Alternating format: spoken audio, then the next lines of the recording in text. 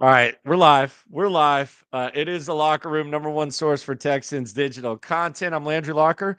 I'm on the road. Road work's a little bit tougher. So here's what happened. Watch Monday Night Football, and then I thought, okay, where am I gonna do this whole thing? And I'm actually visiting family because didn't get to see them on Thanksgiving. So I was like, okay, I'll go down to the office. And they're sleeping. So I'm kind of tiptoeing around, almost feel like I'm like in high school. It's been decades ago. Then I'm like, okay, I'll do this. I'll do this in the other room. Wasn't working out. Then I came in here, and the only thing I needed was a table. So I went in the room trying to look for like a small table. I saw a small table, and it had like my my stepdad's really organized. So I was like, man, do I take this table and take the papers and stuff off? And I'll be damned, I did it. And I took a picture of it so that I can put it back exactly where it was. I feel like I'm tiptoeing around right now. But the road work doesn't stop. Appreciate everyone for coming through. Nightly 10:30 SNL as well. The SNL channel. Last I saw it is at 1.1K. And we've only been doing it for 5 days. So myself, Cody Stute, still the collaboration, still the Top Texans podcast going.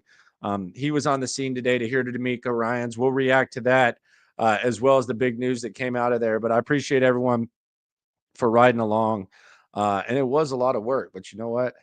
It's got to get done. It's got to get done. So let's hear from DeMeco Ryans. The big news today was that Christian Harris and Kenyon Green are going to be back um, in some way. Kenyon Green actually designated for return. Christian Harris was already designated for return. What the hell does this mean? There is kind of a theory out there, and we'll react as DeMeco speaks.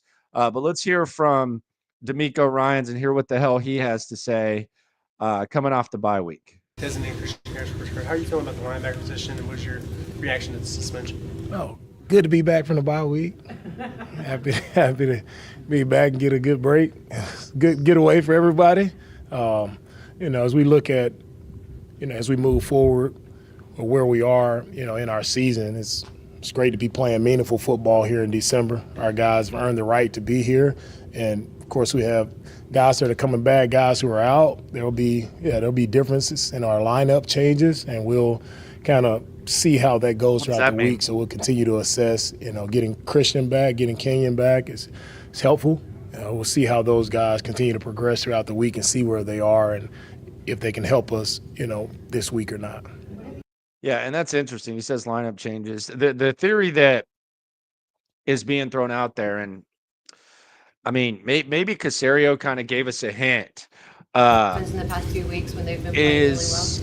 And we'll get to DeMeco, back to DeMeco in a second. But the Kenyon Green theory is this: first of all, he didn't look like a guy who had a season-ending injury. Just the way that he was moving around, and look, the guy needed to be replaced in some way, shape, or form. Like he was not functioning like a guy that you want protecting your quarterback. He damn sure, like first round pick aside, he wasn't getting the job done. But got to wonder if Juice Scruggs is hurt. And there's a couple of context clues that kind of lead to that thing to where you kind of wonder. Um, when Nick Casario spoke last week, and this kind of got a lot of people kind of wondering, what's going on. He went out of his way to praise Juice Scruggs and the sacrifices he made for the team, and he said that he was a better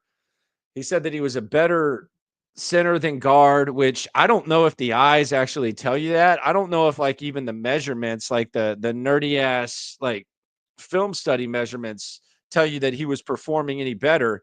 And to a lot of people, it didn't make sense. Part of me wonders if when the guys return to practice on Wednesday, if we don't hear or don't even see Juice Scruggs, and maybe Kenyon Green is being intensified because of that. Now, maybe they're just in a rush to get a backup guard out there that was one of the worst pass blocking guards in football. Maybe they were in a hurry for that. I just don't see that being the case. So we will see. I would just keep an eye on what's going on with Juice Scruggs. and maybe Casario last week with the bizarre comments about Juice Scruggs, maybe he kind of dropped a hint.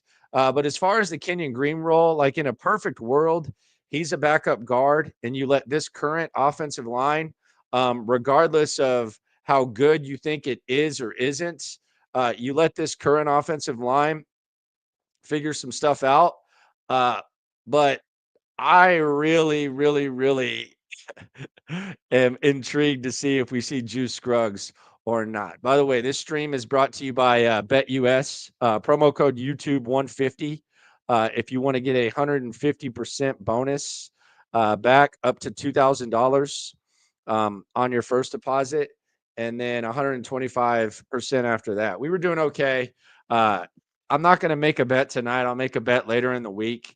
I'm not going to lie. I feel dirty betting on the Titans this weekend, and I got what I deserved. Like the account got dented. I got what I deserved. I shouldn't bet on those terrible ass Titans, but regardless, because I got the free 150%, I'm feeling good. I'm still above for the year, and we'll see what happens. I think this is going to be one of the best, most intriguing, awesome prop weeks of the year. But the Kenyon Green thing has a lot of people freaked out, and rightfully so. He wasn't playing good. And you wonder if this is some sort of emergency situation or this was something they had planned. I will say he's been working out the whole time. Seems like he's been staying in shape. He's been at the facility the whole time. It's not like a Brevin Jordan, Stephon Diggs situation where haven't really seen them at the facility since their seasons ended. And Rappaport originally said the season was over, and then it said he could come back. So maybe Kenyon Green's coming back. I'll just say this: the moods, the vibes, and I think it's fair. I don't think it's unfair. Kenyon Green's easy to root for. There's a high level of professionalism with the young man. His family seems to be awesome. His play just hasn't been awesome. And I think there was kind of opposite reactions with the return of Christian Harris, to the point where people have been talking about Christian Harris getting back for months, and he gets back, and then all of a sudden, the most polarizing, one of the most poor performing players on the team is all of a sudden that you thought you didn't have to watch again this year. All of a sudden he's back, and you start to wonder, okay, what's going on here? Don't know, but I think we'll get a clearer picture on Wednesday. That injury report will be interesting, whether or not Juice Scruggs is on it, maybe like a lower body injury or something. But who knows? I don't know. You can always read between the lines here, but who knows? As of right now, though, BetUS has them as a 3-point favorite. The Texans are a 3-point favorite over the Miami Dolphins. Here's more from DeMeco Ryans. He's going to talk about Kenyon Green, Christian Harris, and the matchup against the Dolphins. Yeah, when the Dolphins play well, they have really good quarterback play. Tua, when he's on, like getting the ball out very quickly, and there's a lot of speed on the field, right? Whether whoever he gets the ball to, whether it's A-Chain or Hill, Waddle, Jonnu, like all those guys play extremely fast. Mike has done a great job of just deploying those guys in different spots, a lot of motions, a lot of things to mess with defenders' eyes, and they do a good job of just distributing the ball to different players, and those guys have exceptional run after catch ability, right? They have the ability to take a 5-yard pass and turn it into an explosive, and that's where we have to do a great job on the perimeter of tackling, right, and making sure we're where we're supposed to be defensively, and we're going to have to make plays and try to attack the football. If Kenyon does get back health-wise to where y'all want to get him, could you see him going back into the starting lineup, or do you like the lineup as of right now when it comes to the lineup? And we'll see how that progresses throughout the week, not making any decisions here today. DeMeco, with the break, a much-needed break, and probably you guys welcome that. How did you see the guys respond to that coming back, and with the energy, with the focus now, looking at the 4 games left here? Yeah, it was really nice to see the guys come back refreshed, seeing them bounce around today. In our practice, it was good to see it, feel the energy from the guys, also feel the sense of urgency from all of us. And that's what's needed at this time. And I mean, everybody's excited to be back out on the grass practicing. Like, we got our much needed rest, and now it's time to get back to work, which we're excited about. I'm happy he is. 14 straight games in a row before you were able to get a break. What was the message for players as they took time off to be able to kind of reassess and regroup? Our message Don't to our get guys arrested. was really to just take some time to get the rest, relaxation that you needed, just get mentally arrested. and physically, and to come back to Stay in make sure your heart's right, your mind's right, your bodies are right, and we're ready to go finish out the season in a strong manner. DeMeco, with regards to Christian Harris, it's been a long time. Where is he kind of physically? What has he been able to do to kind of get to this point, and how realistic is it that he gets back on the field for you and plays football? Christian's done an outstanding job of working off to the side, and our strength and conditioning staff, our sports performance staff, done a great job of working with Christian and just seeing him back out, moving around. He looks like himself physically, moving around. It's just a matter of, like you said, missing a lot of football. It's just a matter of him getting back in and getting those mental reps. There's nothing can help you do football except playing football. So he just has to get out there and get those physical reps of hearing a call, getting lined up. But physically, he looks like he's in a really good spot. When the last time you coordinated defense against Miami, they were flying high, and you guys were able to kind of put a mini blueprint on how to slow them down in 2022, early December. How has that offense evolved from 2022 to what they are now from your perspective? With Miami and their offense, I think, where they've thrived, again, is just putting Hill in so many different spots and moving him around. Everybody knows the explosive playmaker that he is, but it's just they have so many different snap points, so many different motions that it's hard to just beat, and you can't hone in on just one thing. If you think you have them down, they change it up. Even in the run game, I just think it's a very multiple run game with a lot of movement that you have to be on it with your eyes. And this would be an elite test for our eye discipline, right? If our eyes are right, then we could be in a good spot to try to put ourselves in position to make a play. But if your eyes are off at all, they have the chance to really hit you with an explosive play. It's interesting. DJ mentioned that, and I went back and looked at it, and DJ's pretty familiar with what goes on in Miami. Shout out to DJ Bieneme of ESPN. But he mentioned the blueprint. And if we pull this up here, we just go back and look. At the time of the matchup, when the Dolphins took on San Fran, they had actually won 5 straight ball games. And after the San Fran game, they lost 5 straight ball games. And in that game, let's just pull up the box score. So they'd won 5 and then they lost 5. Let's just look up the team stats, see how many sacks they had. I'm sure that had a little something to do with it. Perhaps. So Miami they still had 6.8 yards per play. They still threw for 275, 33 rushing, but they had 4 turnovers. They had a fumble and 3 interceptions. So DeMeco's defense intercepted Tua 3 times in route to starting a 5-game losing streak. So that's interesting. A lot of times defensive coordinators just kind of they kind of have guys' numbers, and Miami was really hot at the time. And then DeMeco's defense, they forced 4 turnovers, including 3 interceptions from Tua, and they just kind of fell off a cliff after that. So that was a good drop in by DJ. Shout out to him. Back to DeMeco. Now that the appeal has been lost, he went through that process. He ain't going offsides on this. What happened Go there offsides. with that process And still in the dirt. and not having him line up? Yeah, it's going to hurt still in the losing dirt. disease, but we're pressing forward. We're on to Miami. Moving on. Nothing we On can to do about Miami. that. We're on to Miami, and that's our focus. That's the main thing for us right now is how do we go out and handle Miami. Coach, during the bye week, what were you able to go in and look at to focus on saying that this is where we want some of the areas that we need to get better moving forward the last month of the season? Yeah, the biggest thing is hard for us is, as I went back and watched it, it's us getting back to the basics and fundamentals of ball, right? And it's us just executing on those, we call those simple things of football, right? It doesn't change. And this time of the year, it's not so much about the scheme. Everybody knows what everybody's doing, right? It's about how do you execute it. And are you executing better than your opponent? Are you protecting the football? Are you taking the football away? Putting yourself in favorable position, playing complementary football. So as I go back and dissect it all, it's just about us getting back to the basics and playing our brand of football and executing the right way. Miami's secondary and through the last 5 games has allowed fewer than 20 points. What have you kind of noticed from the first half of the season to the second half with guys like Jalen Ramsey and Javon Holland? They have a ton of playmakers, in their back end. Holland, Ramsey, those guys are ball hawks, so they can get after it. They play Weaver. He has getting enough credit, but Weaver has done a really great job with his defense, right, throughout the entire year, seeing their improvement. He's definitely has his stamp on it, and they've done a really great job.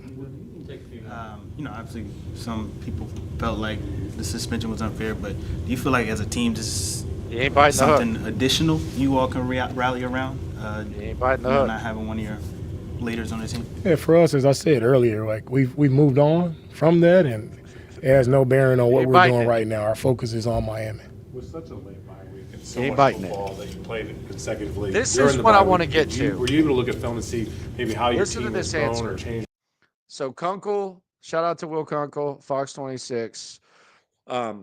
He's asking DeMeco if he's gathered anything from his squad to figure out where they're at. DeMeco's going to say something, but there's something he's kind of going to leave out that I kind of want to ask you people, and I do mean you people, and I want to kind of discuss and try to get somewhere too. Let's hear what DeMeco says when asked that question. And I think this is an interesting discussion as the Texans attack the last 4 weeks of the season. Developed its identity from week 1 to where we are now? Yeah, you can definitely see, each year your team kind of morphs into, you have an idea of how you want to play, but you kind of see like, okay, who are we at this point, right? And, we got a really good feel for who we are, and we just have to continue to lean on who we are, make sure we accentuate the strengths of our team and continue to lean heavy in those areas of our strength. And we have to just continue to play better as a team. Like when we play team football, as I look back at it, like, man, we play together, we play team football, like that's when we're a really good team. So we're just leaning in on that. Okay, so that's vague. I want to know specifically based on what DeMeco just said. My question, I have 2 questions there, and they are, what are the Texans' strengths and what are they? He says, we know who we are and we need to lean on our strengths. What are the Texans? I don't think they're a bad team. I think they're a good team. But what are the strengths? And what does he think the strengths are? Because I think right now it's pretty one-sided. You have a really, really good defense, potentially elite defense, and you have an inconsistent offense that is dependent on 2 guys just being absolute dogs, and it doesn't look smooth, it doesn't look fluid, it doesn't look organized on offense, and the offensive line is a liability more times than not. So if you're going to lean on those strengths, what does that mean? Like if you're leaning on strengths, like let's say that the defense is the strength, and I think we know that, and I think we know DeMeco is a defensive-minded coach, and he has displayed that in multiple ways throughout the season, both vocally and through actions. Does that mean they try to run the ball more? Because a lot of times defensive coaches want to run the rock more. Is that what that means? What does that mean? Like, what are they and what are those strengths? And how do you lean on those strengths? Because obviously you want to play complementary football. And complementary football is like it sounds like, I think coaches say it and they act like that, but really that just means everything has to be good. It's another version of execute. Yeah, you need your offense, defense, special teams to complement each other. When the offense goes 3 and out, the defense needs to give them a chance to go back. So, special teams can flip it. Like obviously that's the same thing as execute. But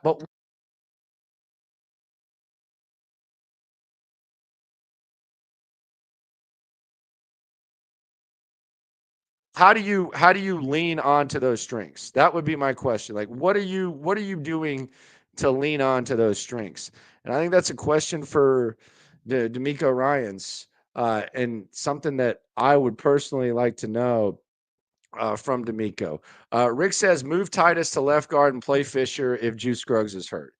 I'm not opposed to it. I just don't know what's going to happen. I'm very intrigued to see what the deal could be with Kenyon Green. Kenyon Green going to start, like it or not.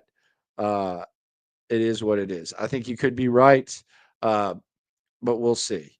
Here is more from DeMeco. During your playing days and coaching now as long as you have, is it different when you're playing against a quarterback who is different from what you're used to going up against? You go up against a lot of right-handed quarterbacks, but by Tua being left-handed, that shifts some of the things that you all do. Is it different? It is a little different, with the left-handed quarterback. Just seeing it just comes out. The ball comes out different, and kind of like where they kind of lean more with their plays is just a little different than you're normally seeing. But overall, it takes a little time to get adjusted to it. But as you continue to watch the film, you can kind of pick up on tendencies and those things are where they lean heavy. But once that ball is snapped, it's all football. You get back to it, just being where you're supposed to be, eyes in the right spot, and go make plays. Last one. All right. DeMeco, when Aziz missed those first 3 games, Neville had an interception, forced fumble. Could you tell what he brings to the defense and what he will bring to defense over these next 3 games? Yeah, when Neville had to step in for us, I thought he did a really nice job of just being where he's supposed to be, communicated really well, executed his technique within the defense, and he made some plays for us. Whoever steps up for us in Aziz's role, like I expect all our guys to just go out and do their job. They don't have to be someone they're not. Everybody just play within the structure of the defense. Everybody play within themselves. We'll be just fine. Thank you, guys. All right, thank you guys. All right, there you go. That's DeMeco Ryans at the podium. Again, what are they? What are the strengths? What does that mean? I think he definitely respects the what Miami brings to the table. So we'll keep an eye on that. I'm just kind of lost when it comes to like what he thinks the strengths are and what they lean on and what can get better. This again brought to you by BetUS. Use promo code YouTube 150 to get 150% bonus up to 2,000. This is a prop week when it comes to the Texans. If you ask me, that would be my go. I'm thinking more props, but there's an interesting game, and this one could be huge because there's a possibility the Texans clinch the AFC South this weekend, and there would have to be 2 things that would happen that would need to happen for that to go down. Number 1 would be they would have to beat the Miami Dolphins, which they're favored to do. Number 2, the Colts would have to lose to the Broncos and lose. And that they're expected to do. They are currently a 4-point underdog to go to Denver. So I saw Sean Pendergast tweet out that they would be favored in every game. Cody Stutes immediately threw the challenge flag on the field and said there's no way that's the case. Cody Stutes was right. Go figure. Cody Stutes was correct, and the Colts are dogs. So if chalk holds up, which it doesn't always hold up, that's the gambling world. The Texans could very well be the AFC South champions and have that wrapped up, which means you don't necessarily need to go all in that 3 games in 10-day stretch, which I think is the ultimate goal for this team, because right now you look at what the payoff would be to kind of try to go chase some folks. Right now, the Bills this week, and we always do the end of week wrap. That's what we're doing right now. It's kind of weird with the bye though, and especially with the Colts not playing. But the Bills dropped to 10-3, which means that the Bills right now, they're fighting an uphill battle against the Kansas City Chiefs. They have the tiebreaker, but now they're 2 games instead of 1 behind. So they need to make up. They need to basically go 4-0, and they need the Chiefs to go 2-2 for them to get the 1 seed. Going to be kind of tough to do that. So that seems kind of set in stone. Now, the other side of that, though, is that the Bills got to hold off the Steelers now, because the Steelers improved to 10-3. Now, their schedule gets tough. Pittsburgh's playing some good football. Look at their schedule. They got Philadelphia, Baltimore, KC, and Cincinnati. So they could very well lose 3 games in a row. I'm always hesitant to say this about the Steelers because I don't think anyone in their right mind had them at 10-3, but they could easily lose their next 3 games and fall to 10-6 heading into the final game of the season against the Cincinnati game. We saw just win that wacky ass game against the Cowboys. So the Steelers are another team to kind of keep an eye on. If you're talking about that 3 seed, and that might be where the Texans kind of look, but the 1 and 2 seed kind of off. I think we'll get a decent grasp of what this is going to look like after this week. Like if the Texans beat the Dolphins and they improve to 9-5, and Pittsburgh, let's say that Pittsburgh loses to Philadelphia, then you might be feeling okay about yourself. Although you got Kansas City and Baltimore. But the goal right now for the Texans, keep an eye on what's going on with the Steelers. You kind of look out the corner of your eye if you're talking scoreboard watching. You're obviously watching the Colts because you want to wrap up the AFC South and solidify that 4 seed, which means that you're hosting the playoff game. But let's keep an eye on the Steelers and how they finish this tough ass stretch that they got ahead of them. I think that's a really, really, really interesting thing to watch. But the most important thing, because the magic number is 2, which again, any combination of Texans wins and Colts losses to win the AFC South, that's the combination. That's what the Texans are trying to do, and that's where they're trying to go. Let's hear from the other coach that's going to be on the field on Sunday, a guy who actually started his coaching career in Houston with Gary Kubiak. Ended up getting fired. He had a drinking problem, oversleeping and all that type of stuff. Ended up getting some help when he was in Atlanta with Kyle Shanahan. He was with Kyle Shanahan as an assistant longer than anyone, and cross paths with DeMeco Ryans first when he was here and DeMeco was a player. And then when they were on the same coaching staff, Mike McDaniel, always a little bit hokey. I enjoyed my one interaction with him. But let's hear with what Mike McDaniel had to say about this game after their overtime win against the Jets. I know we got a game against the Houston Texans, and I absolutely positively will. I will not have anyone on this team think about anything else. Absolutely, that is you. The Houston Texans are a great team, and once my eyelids open for post-sleep tomorrow morning, our energy will be focused on our game in terms of cleaning up stuff as it applies to Houston. And the rest of the stuff takes care of itself. What you don't want is to spend your time, like I could really care less. I don't care who plays. I don't know who has a bye. I don't really care. We have Houston, and we need to build upon what we did this week. And they'll certainly be deserving of every ounce of our time and effort. All right, there you go. Thanks, Coach. Appreciate you, man. There's a lot of respect between DeMeco and Mike McDaniel, and rightfully so. I think both of their the stuff that they oversee, dangerous in multiple ways. Things haven't gone according to plan for McDaniel. The Tua injury obviously contributed to that, but I mean, when it comes to weapons, it's hard to find weapons, especially in the pass game, that are as scary as the Miami Dolphins. Damn sure not going to, like, if you had a 4x100 and you had to use your running backs and a tight end and 2 wide receivers, there's not too many teams that are going to be able to compete with that 4x100. Matter of fact, there's 0.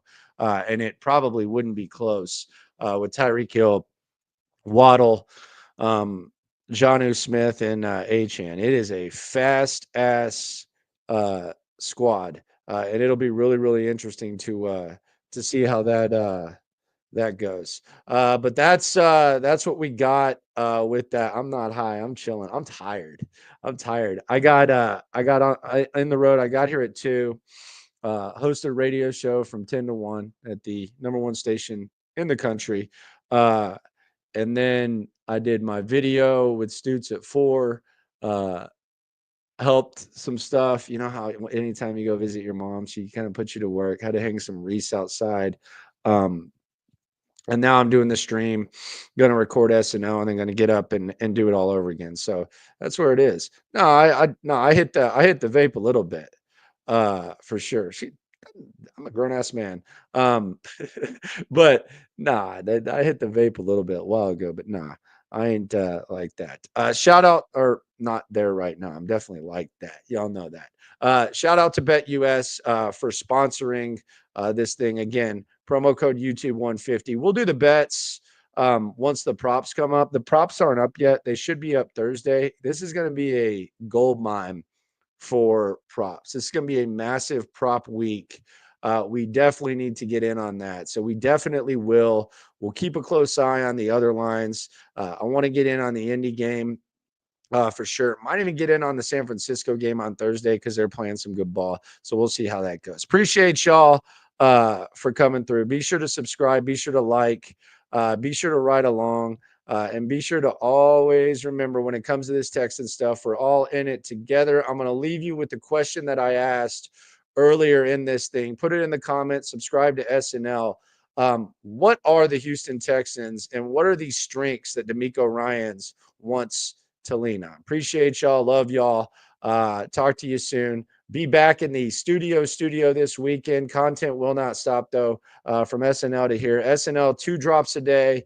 Locker room stream still going. Let's feast. Appreciate you.